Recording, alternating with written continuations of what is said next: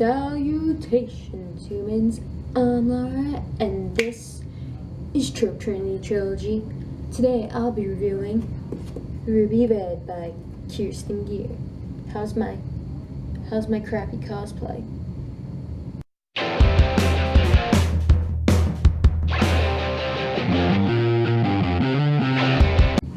Quick summary. So Ruby Red was originally written in German, but it was translated to English. And I have to say it's a very good translation. It doesn't feel like it was translated. And Thea Bell, sorry if I'm pronouncing that wrong. Good job translating Anthea Bell. She's the translator. Ruby Red is a quirky, funny urban fantasy that takes place in London about time travel. The protagonist Gwen lives in a family that has a time travel gene that runs through it, and they kind of like predicted different people would inherit it, so they know only like certain people will inherit it. Her family has a female line of time travels, and there's another family with a male line of time travels. Her cousin Charlotte's the one who's supposed to get the gene, but it's pretty obvious.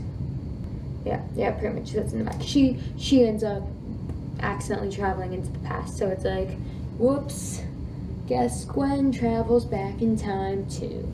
So whereas Charlotte and the other time travelers have all been trained since childhood in fencing, different languages, history, how to properly act, Gwen has been raised like a normal person, so she is painfully unprepared. But I like how in this book she actually like knows about it. It's not like, oh my gosh, time travelers, what? Like, no, her family knows about it. She's not like letting in on the secrets and stuff because it's very secretive society, but she knows about it, and it's not like she's completely unaware. Book kind of takes off from there, and I think that's all I really need to say for the quick summary. So if you're looking for a fun, quirky book with weird characters and a quick read, I would think you would like that. If you gave it like a C+ or whatever, but yeah. So cue analysis. Protagonist Gwen. I like Gwen. She's fun and doesn't immediately become the best ninja warrior time traveler of all time like most protagonists seem to do in every single book. And all the side characters are kind of quirky and unique and fun. One thing about Gwen and side characters at home life, she lives with her extended family, which is described as rather eccentric on the back, and I would agree. I agree with this. They are strange. One of her like great aunts sees visions, and then she has like her grandmother and aunt who are like all stuffy and like, I'm better than you. I like the presence of her family. They kind of like live in a big house all together. It's fun, it's unique, and I like how she's from a big family. You don't see that much in books, I feel like, because authors are like, too many characters to write. You get one parent, no siblings, maybe one sibling. Your parents are dead, you're an orphan, you have no siblings, like that type of thing. Whereas this one's like, nope, she has all the family. When she starts going back in time, it's not like, oh, useless parents are useless. No, this is like one of the only books I have read where, especially like only YA books I have read, where the parents is actively working to protect their child. It's like her mom's not useless. She's doing everything she can to protect her, unlike most books where the parents are not. So just want to say thank you, Kerstin Gier, for having a family in this book who is useful and helpful. I really like Gwen's relationship with her best friend Leslie. They kind of like play off each other, and even though it's like a secret society, Gwen's like, I'm telling my best friend about it. Like, Leslie's always got her back.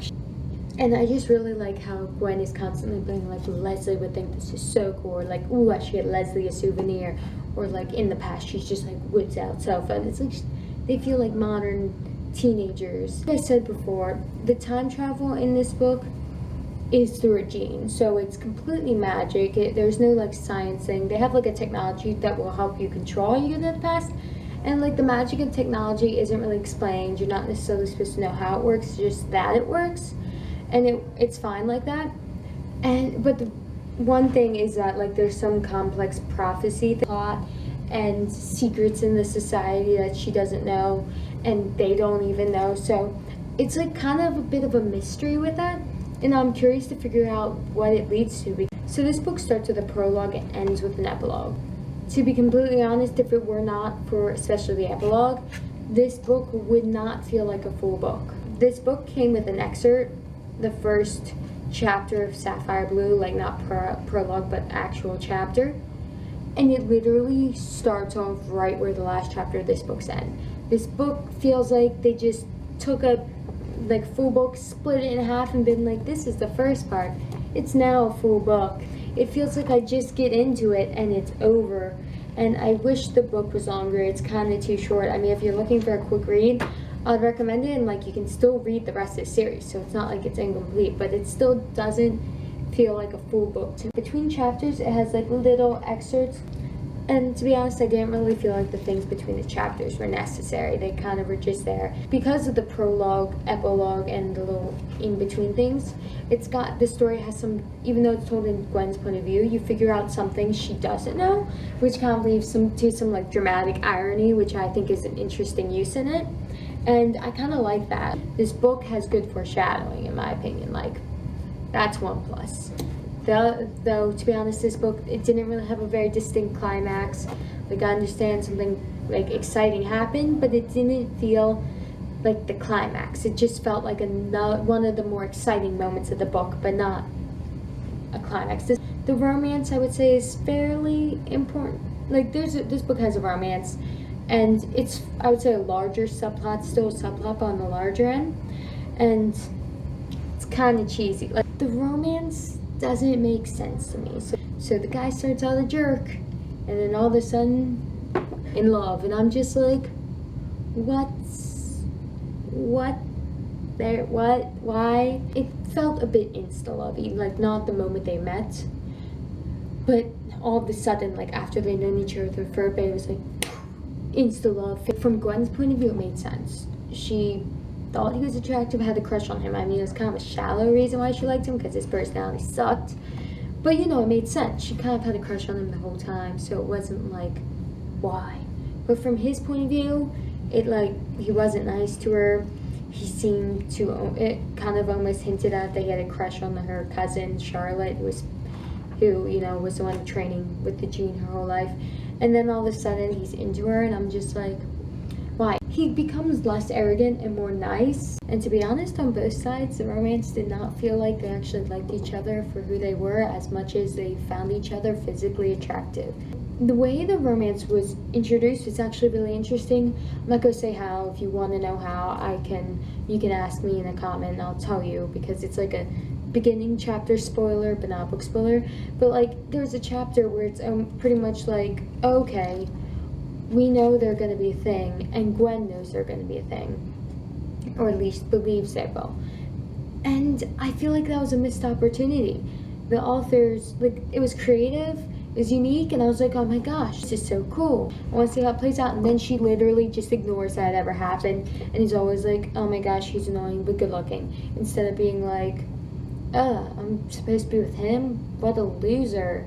Or being like, well, I'm definitely not gonna be with him. I don't care what anything says.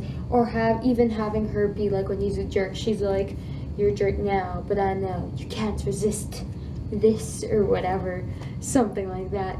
Have her do something like that. Have it actually affect the plot, instead of it just being something that happened. I felt like that the scene happened, it was cool, it had opportunity, and it was forgotten about. And I was just like, why? Even though I didn't really care for the romance, I felt the book was kind of short, but I thought it was a fun book. It was a quick read, fast-paced. There's never a dull moment in this book. Fun story, and overall I would say I liked it. Again, I said C.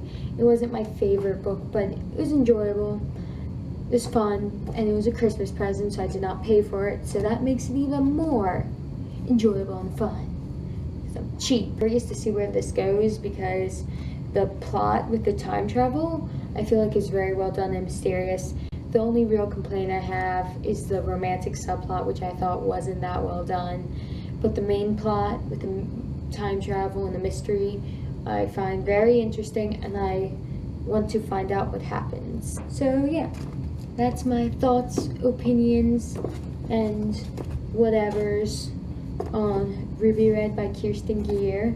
If you want to read it, tell me down below. If you have read it and have an opinion you want to share, feel free to say it down below. Mark spoilers, because it can stay there. And don't forget to like, comment, and subscribe, or else I'll punch you in the face. I know this isn't intimidating, but pretend it is.